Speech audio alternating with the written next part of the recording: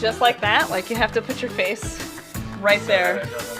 That's it. These will be in the blooper outtakes. Hey everybody, I'm Pastor AJ Hausman, and welcome to Shit They Don't Tell You on Sunday, a podcast to dig deeper into aspects of the Bible that get glossed over or totally ignored in most preaching. The Bible has a lot of parts that are racy, uncomfortable, and sometimes downright horrifying. Let's talk about it.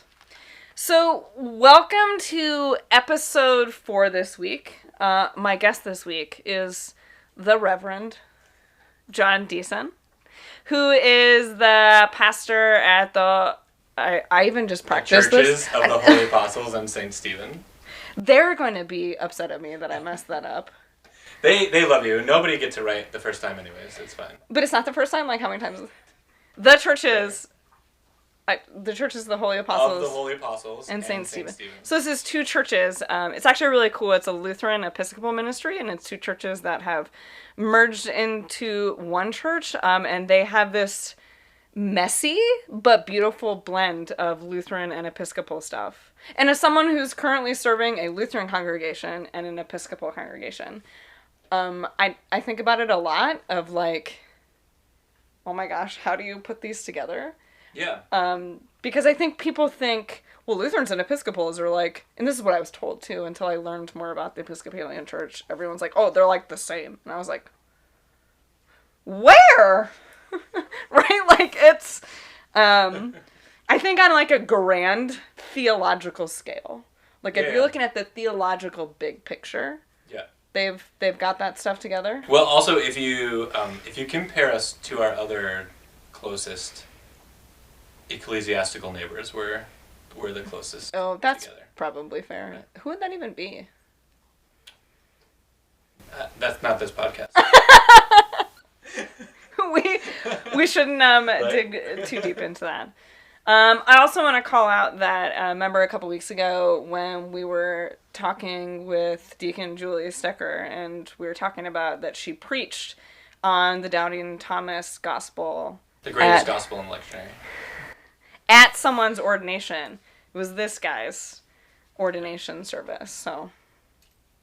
Which felt to me like a strange text for an ordination, but then I planned my own ordination and realized that was literally one of the options that they gave you, and I was like, oh, that's interesting. Oh, I didn't even know it was in the options. Well, it's fine. I didn't pick any of the options. That's the thing, too, is they're all optional. I'm like, no, I'm going to opt to not pick any of those.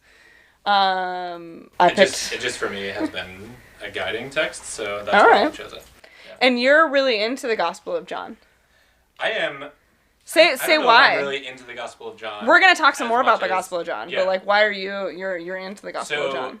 In your first podcast, a few episodes ago, you talked with Deacon Julie about how you tried to take a Gospel of John class in seminary, and weren't able to. I was in that class, and it was with a visiting professor from Luther Seminary, the Reverend Dr. Caroline Lewis, who I'm a little bit of a fanboy of.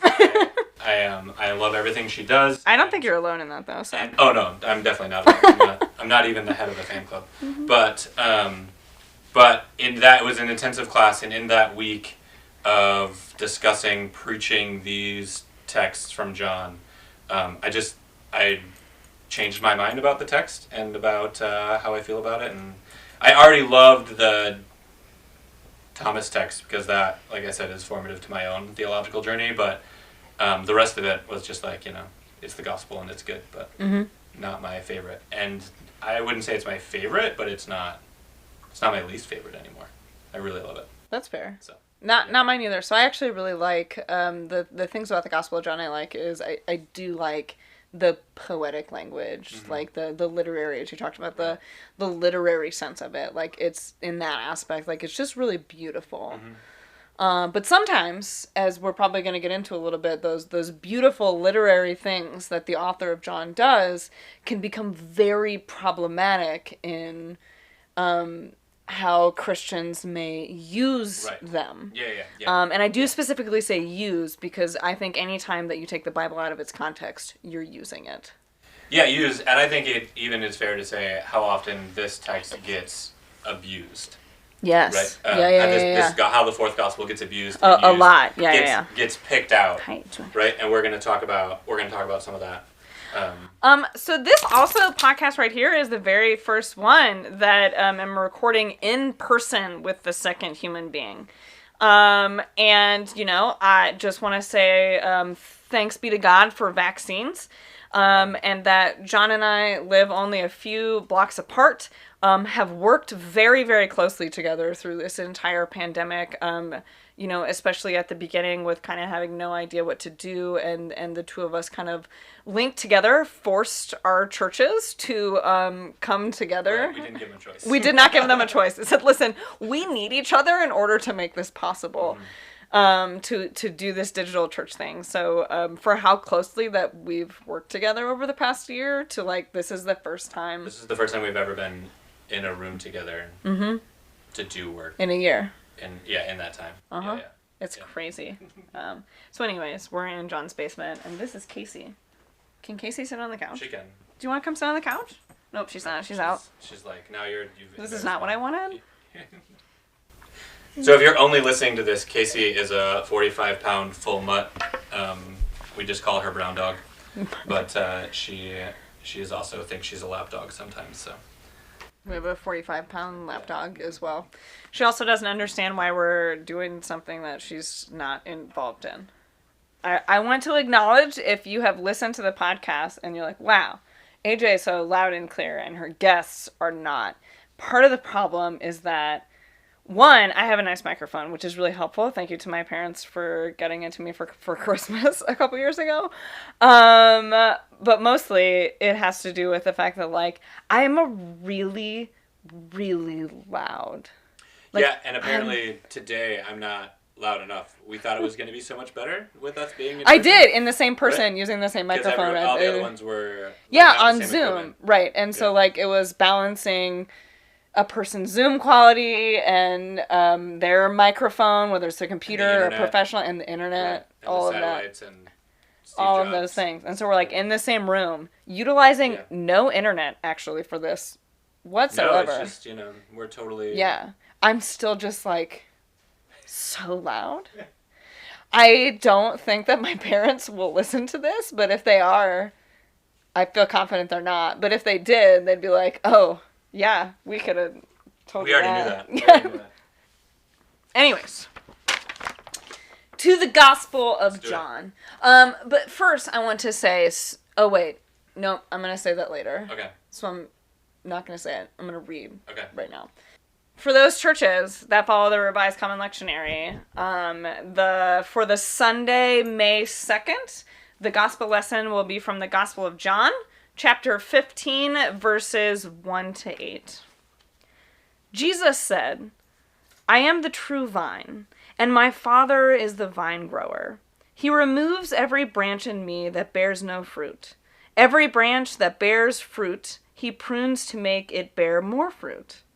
You have already been cleansed by the word that I have spoken to you. Abide in me as I abide in you.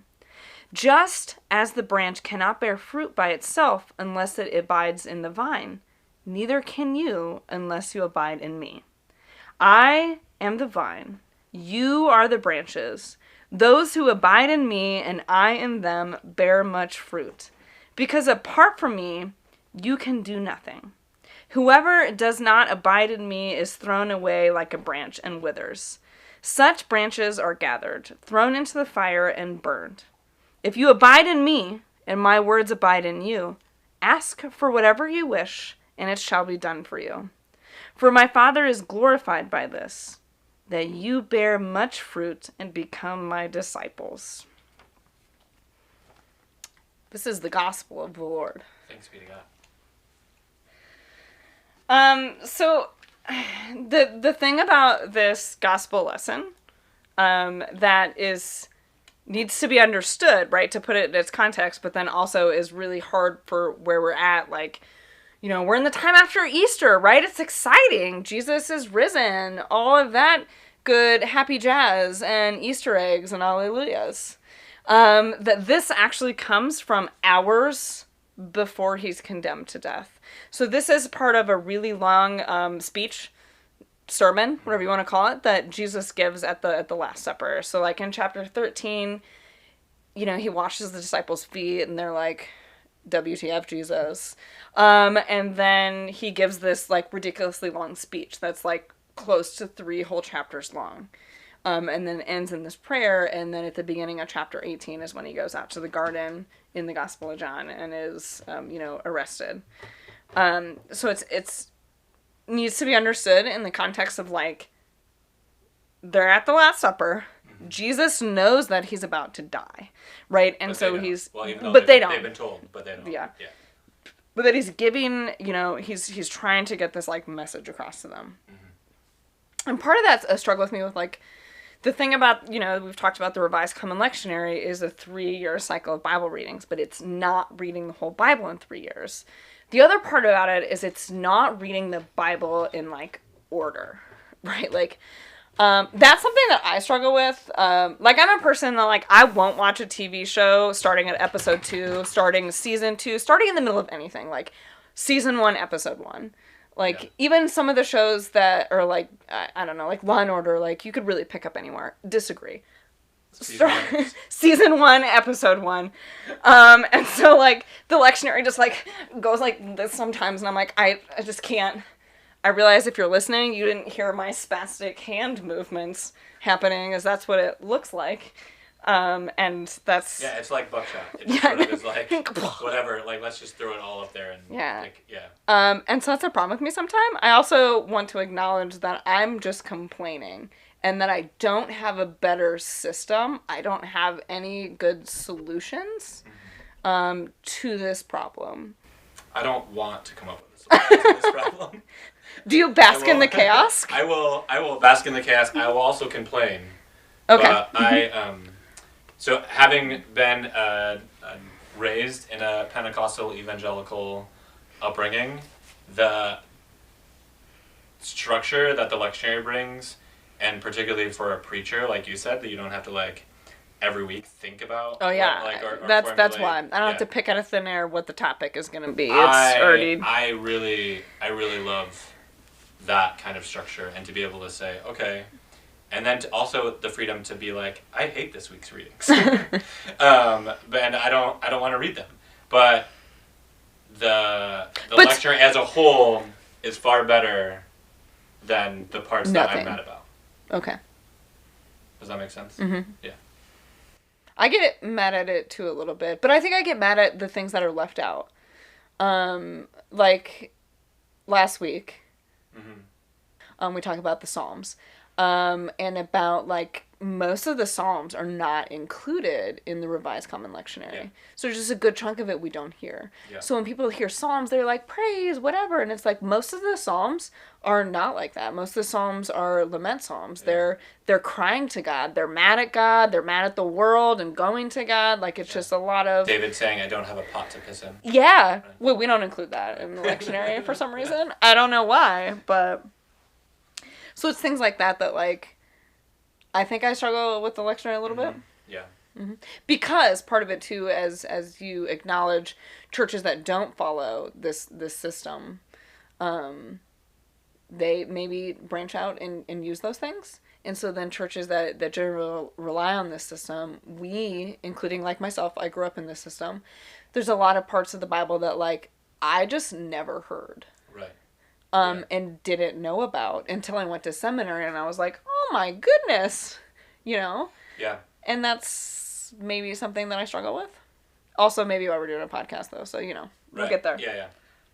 I think it's a little bit of both. I think that, like I said, the structure and the, like, guide that it gives. I'm a big liturgical calendar nerd, so, like, I'm really into the cycle of the liturgical calendar candle. The liturgical candle? Candle. The liturgical calendar. And how that sort of offers the structure and walks us through this cycle. I think that's really great. And then the times that I'm frustrated with it, I think about how much I love the other things. So, and in fact, when I left my very first internship site, they gave me a clock that has the liturgical calendar, like, 3-year cycle thing on it. So if you wonder if I ever talked about it a little bit with them, I clearly did, because they gave me a going away gift that was... I envision this looking like kind of like the Weasley's clock or whatever, that it's not like hours of the day, but it's like mortal peril coming, like traveling. It's just like, this is more of the situation of what that kind of clock would look like. I think the people at Lord of Life will be very happy with that Harry Potter reference to their gift, so... The Gospel of John. Yeah.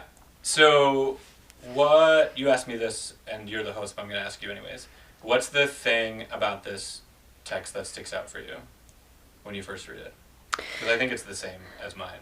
Yeah, so, like much of the Gospel of John, which we've already alluded to a little bit, it's the gospel that if someone is going to take something out of context and use it for their own means to say whatever they want, most of the time negative, it's out of a gospel. It's going to come out of the Gospel of John. And we talked about this briefly last week and 2 weeks ago, but talk about proof texting. Proof texting is when you take the Bible and make it say what you want it to mean. It's when you take a purpose and you impose it. So you, as Pastor Kevin said, like you and your 21st century view are behind the text. And if you take it and you put it upon the biblical text that's 2,000 years old, and then you're grasping these pieces to, say, make an argument, right? Like, so people that use the Bible like a lawyer, right? Like a legal argument.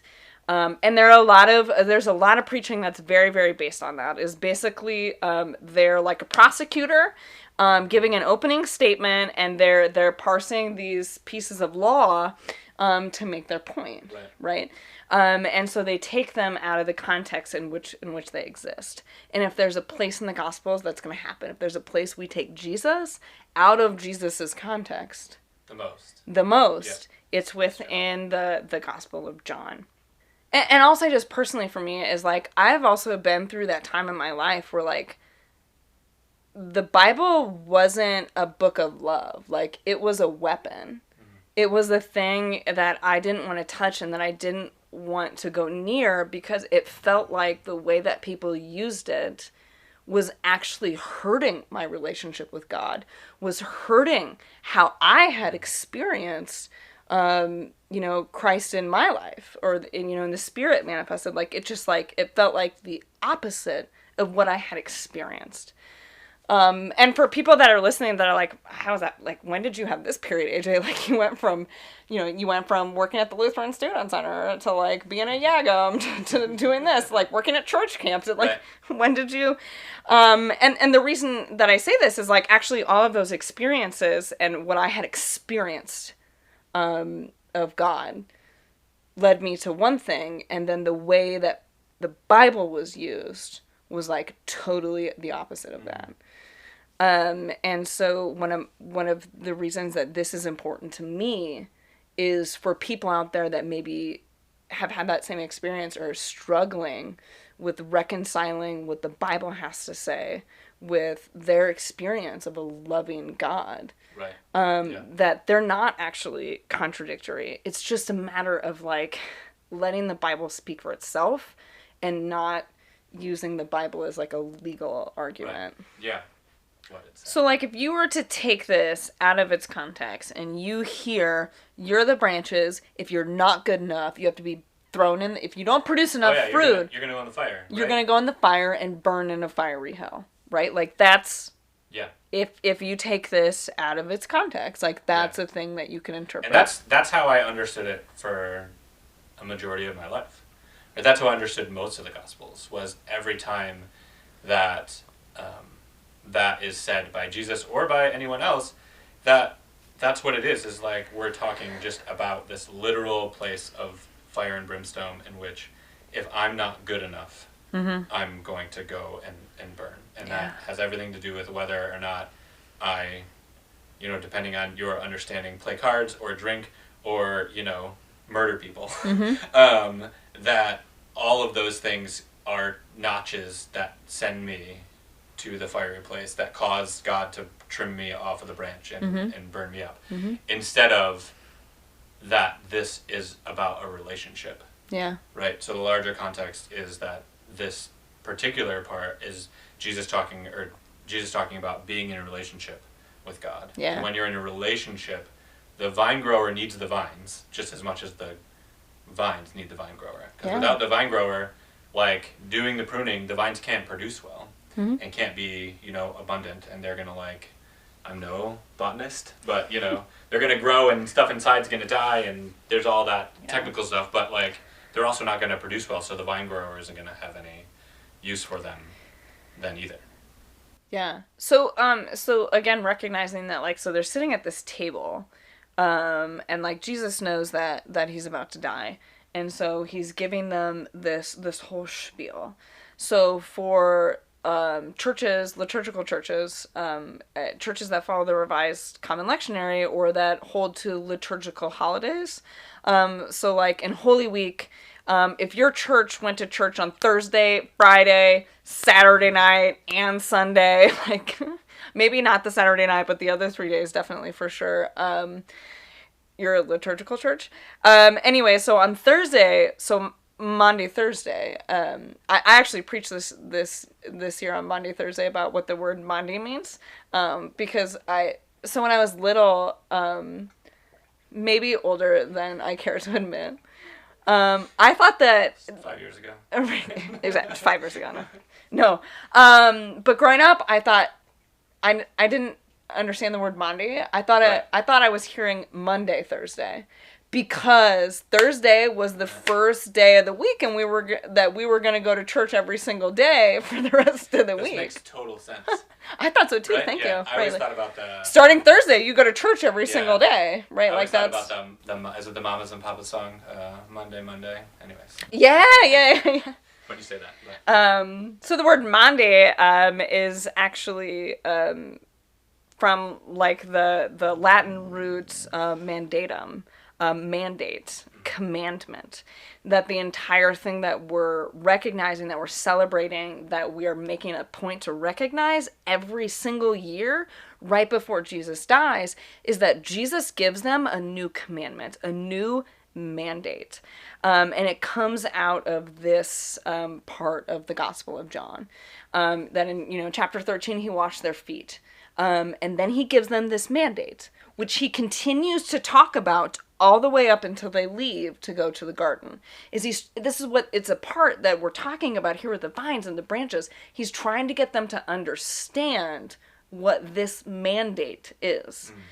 And if we read a little bit farther in the chapter of 15, they didn't get it the first time, or the second, or the third time, or how many, this is a joke amongst pastors, or at least people that went to our seminary, is that they're the disciples, that they don't seem to understand anything, and that's why Jesus has to explain it over and over and over and over and over again.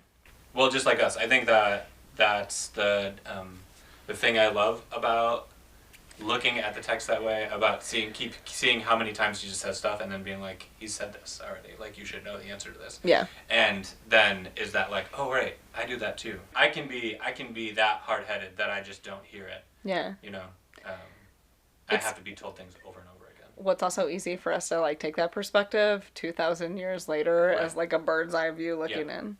Yeah. I've said that to my congregation too. I said, Jesus says that to them, and they may get tired of hearing it the same way you get tired of me saying it to you. That Jesus says this. Right. This is the new commandment. That you should love one another as I have loved you. In this big, long speech that he gives to the disciples while they're sitting at the Last Supper, according to the Gospel of John, he says this twice. That he says it in chapter 13, and then explains it and says it again here in chapter 15, verses 12. That this is my commandment, that you love one another as I have loved you. That there is no greater love than this. Right. When we focus, like, my ear goes to that, like, trimming, like we were just talking about. But when we focus only on the trimming, whether for good or for bad, right? Yeah. Either whether we're trying to, like, explain it away or and you can use it. Maybe share about this, but that's sort of like a little bit of indoctrination as to how you're what you've been told is how to perceive. Like, right? So, like, Right. from a Lutheran perspective, grace, grace, grace, grace, grace, grace, Yeah. grace. Like, that's always the Yeah. point. But from a different, A theological point of view. Yeah. right. Right. And I think I will say that there is value for all the ways in which we understand God. Also, there are plenty of hurtful and terrible ways in which we take the words of the Bible and make them not what God intends, and not not what is being there. And so but when we linger too much on one part and don't hear the love, right? Then we're being like the disciples. We're missing that. Like, this is what Jesus has is saying for this entire discourse. Yeah. Is, I love you. I'm giving you this commandment to love others. Mm-hmm. Right? I'm doing as much as, like, bending down and washing your dirty, terrible first century, like walk super around dirty, on like they walk around dirt barefoot street, feet. like with like straps and leather on your feet, to prove to you who you need to be to other people.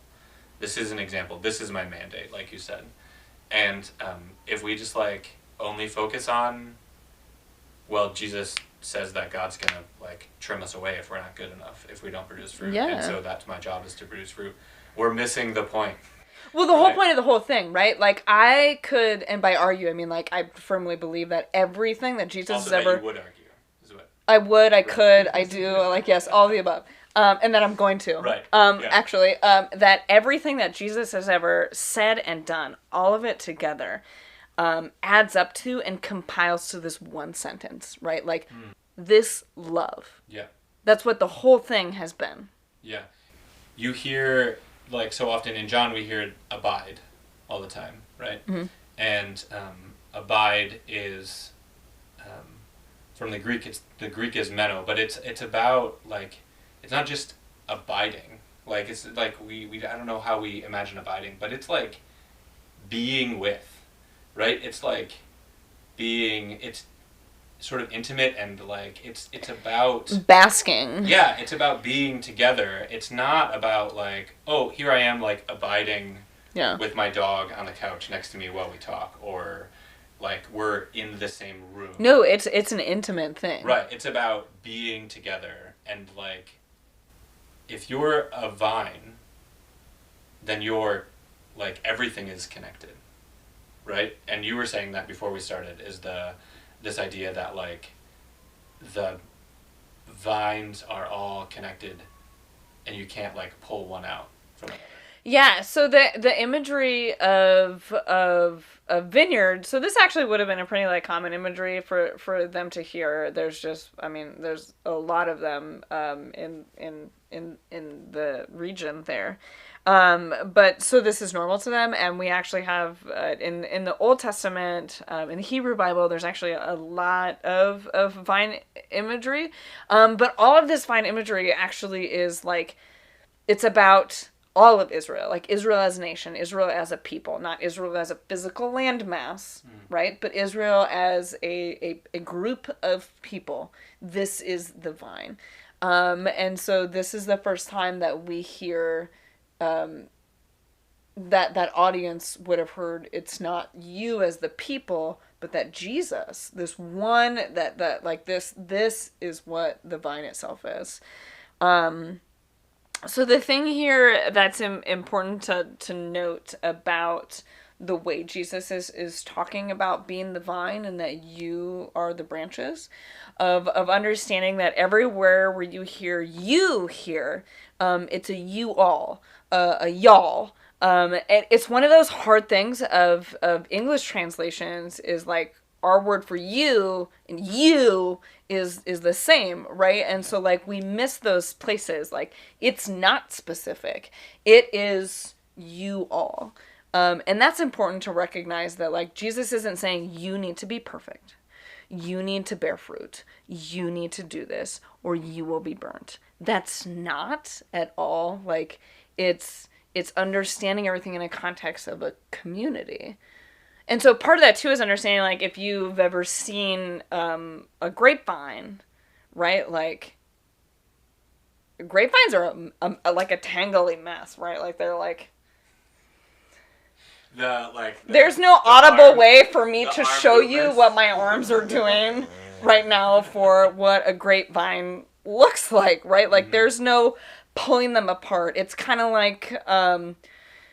imagine you have a bag of chords, you know, say for musical people, like, if you just, like, throw all your chords in the bag and then you pull them out and you just have this, like, nest and mesh and, like, you can't parse out, like, that's essentially what a grapevine looks like. And so the idea with, like, thinking about it as a you all, right, is, like, there's no way to parse out individuality here. Yeah. Like, this is not about individual Christian piety. This is about a relationship as a communal mess. Yeah. That we're all, like... That we're all in this communal all mess. This together, yeah. Attached to Jesus. Yeah. Like, there's nothing about a relationship with God that isn't about the community. Right. Right, that even when well, talk more about that, because that actually is not a thing that maybe everyone's heard in their particular church context. Right, well, anytime, even if we're talking about our relationship with God, right, our personal one-on-one relationship, it is still about God loving us and us loving others. It's always about right? community. It's always about community, right? Well, I would even argue, even in, like... not just about love, but, like, in that negative aspect of sin, I actually think that, like, our communal sins are more of a problem, or, like, more... Or, yeah. I mean, the fact that at any point, like, we think that we can exist outside of God's care for us. Right. I think that... Well, okay, so what I'm thinking of is, like corporate sins, structural sins, like, the things that, like... Right, not the, like... God is not giving a shit whether you went and played poker on Friday night. Like, that's... Right. What's more maybe important is, like, what is happening to indigenous persons because of a capitalist society and how much that has changed the face of the earth. Right. Maybe those are sins, part of a greater structure as a community. Right, but our sins aren't these individual things. Correct. I think it's like, it doesn't matter. We can name them. There's no accounting system it doesn't that's matter being... if you're okay with playing cards and you're okay with having a beer while you're recording a podcast, then you're fine. Like, those might not be the things, but we all tend to individualize sin instead of understanding that sin is our thought that we can do things outside of God.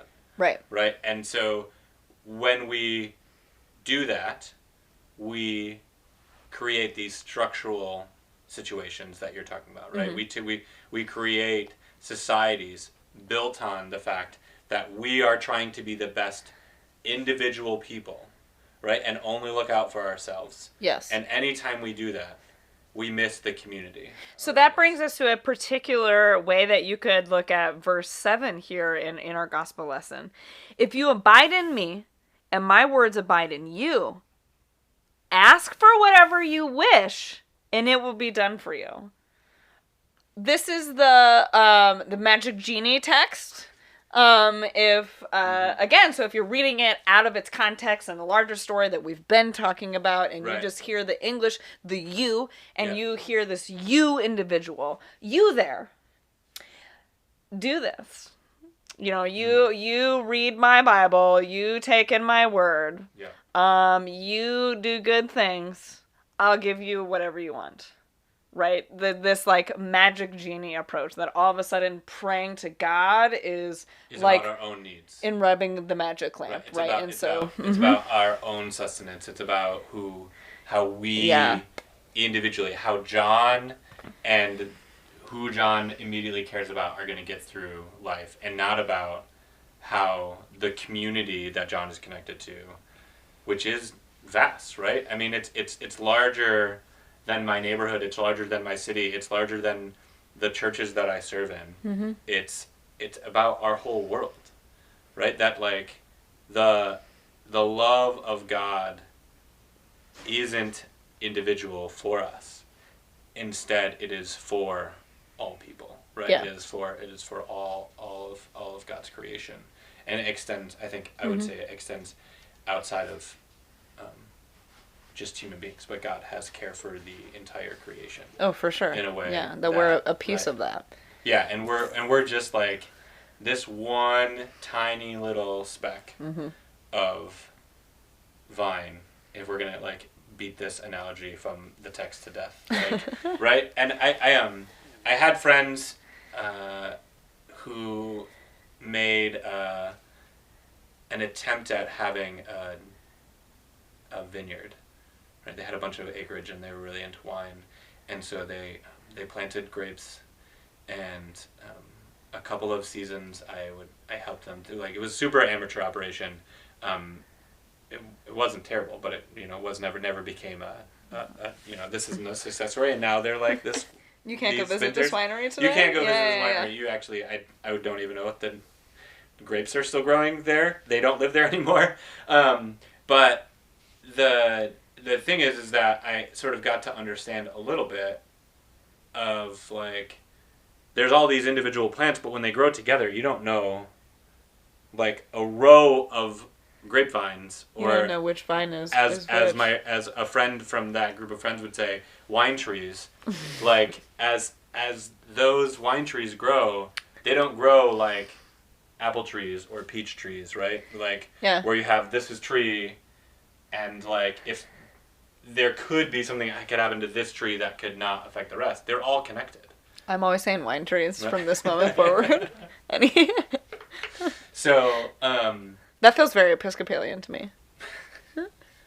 But I think that, like, that's the whole thing, right? Love and community, and God cares about us. If you can get those things, right? We can actually talk about something different, right? Like you said, like, I feel like that, like, basic point Jesus was trying to make. Yeah.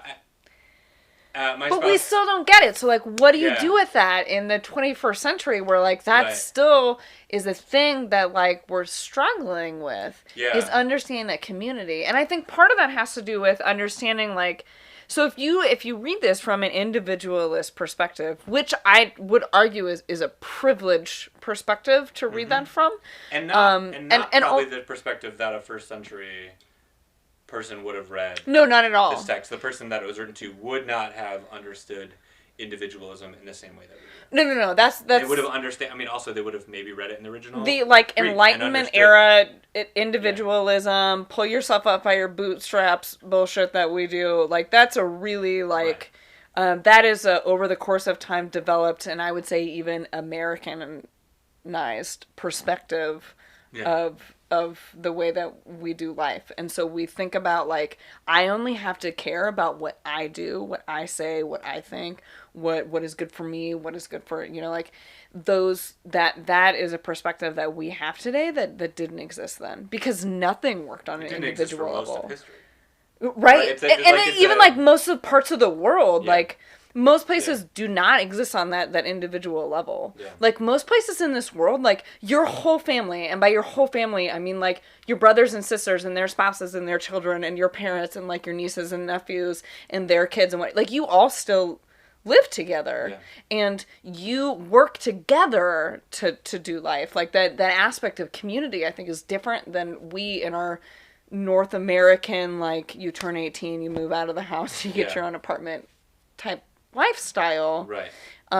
And that everyone needs to support themselves and do that. Like, that lens that then we put on the Bible very much changes what the context would have meant. Yeah, even when we are attempting to look at it in a way that is different, right? Even when we're trying to look at it with the lens of, like, Jesus isn't saying, like, you individually, I'm going to cut you off and throw you out. Yeah. But that, like, this is about the community and about the relationship that the community has with God. We still bring that baggage with us of not understanding the intertwinedness of community. Yeah. Right? Because, I mean, I still live, even though we live in the same neighborhood, right? I still live here 6 blocks from you, right? Like, I mean, we still have we still have separate ways in which we live. Mm-hmm. And it's not the same sort of thing. And so it's really hard sometimes for us to, like, get past that. Well, and to understand the level of community that they would have been living in. Right. Like, particularly also understanding that, by this point in time in Jesus' ministry, he had, like, a horde of nomads. Yeah. That was following him. Yeah. It wasn't just 12 dudes, right? Like, we like to think that the Bible we likes talk about, right, yeah, one of the things I really love is, so because I serve 2 churches that are in the process they're partnered and they're in the process of maybe being more than partnered, is that the Church of the Holy Apostles, which is the Episcopal side of our congregation, they're in their sanctuary, their original sanctuary.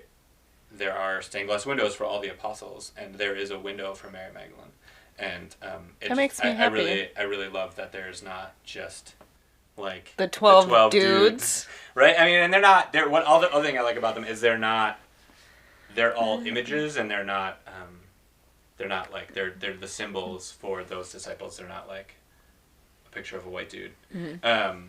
But I love that there is a subtle but really wonderful acknowledgement that, like, the Holy Apostles weren't just these like what we understand as these 12 dudes who sat at a table looking away from each other to have this big dinner, right? But that they were like, it was a much larger community than just those 12 people. Much larger. Well, I mean, we're not going to go down this rabbit hole today about all the times where men get acknowledged and women never seem to as much. I think about particularly think about the feeding of the 5,000. The feeding of 5,000 men and then the women and children. Right. Like, Jesus really fed about 15 to 20,000 people, which really, to me, is like, what they're doing is just stifling Jesus' miracle, actually. Think about it. Like, if I don't know, if I were Jesus, I'm going to go down this path. If I were Jesus. Would that make you mad? And I'm looking back, and I'm thinking, and they're like, 5,000 dudes and then women. Come on! I fed like 20,000 people that day. Come on. Let's just, like, give credit where credit's due. Exactly. Yeah, that's what I'm saying. I also feel that way about the horde of people, aka disciples, right, that were following him. Right, and the only ones that were left, I mean, now we're not even talking about the text, so I'm just going to say this, and the only ones that were left at the end were women, right? And the disciple that Jesus loved. Yeah. Right? But the only ones that were left were women. The hair flip disciple. So, the disciple that Jesus loved. Right. And this is where I will say... Oh, yeah, you should for sure. Yeah, that the Reverend Dr. Caroline Lewis really, like, sort of destroyed my world in a really excellent way is that, that disciple that Jesus loved, the literary context is that is you, right? That any time that we hear that term in John, the author is referring to you, which changes how you look at it, right? Instead of the... I think there's, like I said, there's place for all of these things. And I love when you pretend to throw your hair back, so I'm here for that. Well, you're growing your hair out, right? so... Well, yeah, we'll see how long that lasts. The fact, though, that, like, that is... You are in that place, right? That in all of those things, when Jesus looks down from the cross, and the only people that are left are women, right? And Jesus looks at you and tells you those things. That was really like sort of aha moment for me. It's powerful. It made me not dislike John anymore. The book, the gospel, Not yourself. It's difficult because my name is John. Yeah. Sometimes. Mm-hmm. But, yeah. Yeah. So love and live in community, and Jesus isn't isn't telling you to act right or else he's gonna like cut you off, but it's about a relationship. We probably could have just like said that in the beginning. That's a fantastic summary. I appreciate it. We just started with that, and then we didn't need the rest of the podcast. Well, I don't know about that. But... anyways, well, that is it for this week. Look for us next Tuesday on Shit They Don't Tell You on Sunday. And, of course, follow us on Facebook at Facebook.com/Shit They Don't Tell You on Sunday to stay up to date with things. And also subscribe to the podcast wherever it is that you listen to podcasts, so you can get new episodes. Apple Podcasts, Google Podcasts, Spotify, all the other podcast apps. You can subscribe to us there. And as always, share this with family and friends that you think really would love to journey with us and have these kinds of conversations about the Bible that could be a life-giving and new way to just journey with us. And if you're listening to this simply because I posted it on my Facebook page or shared it with you because I'm on it, then like go back and listen to the others and subscribe, because Pastor AJ has things to say that are always consistently better than things I have to say. So. Well, thank you. And I disagree, but the podcast is over, so we won't dive into that. But, thank you for your time, and take care, y'all. Hear from me next week.